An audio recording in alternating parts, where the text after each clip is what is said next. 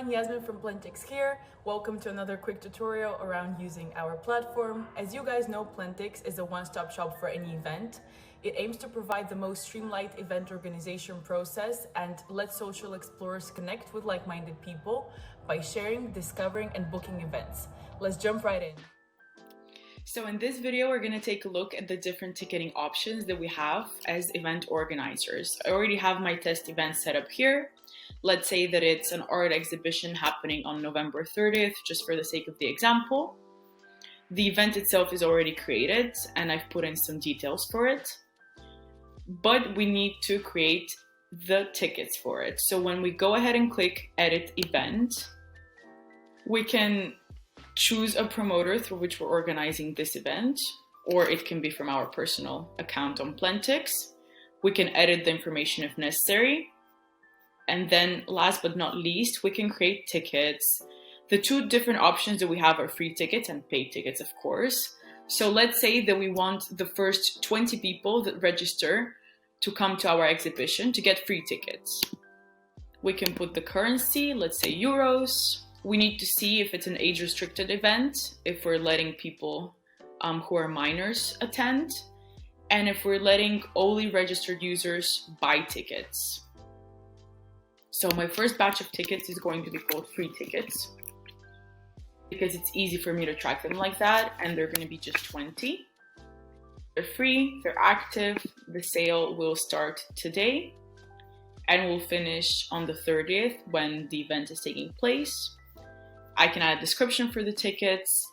I can also determine a limit per user, so let's say just one.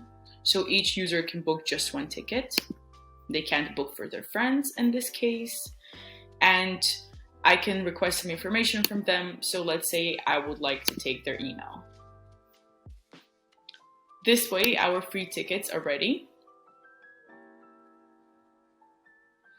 Now let's say that we would like to also sell tickets for this event. So besides the small batch of free entries, we're also going to have some paid tickets. I'm going to call them paid tickets.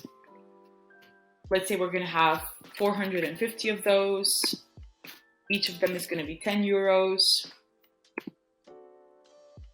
The sale is starting, let's say, tomorrow. Again, ending on the date of the event.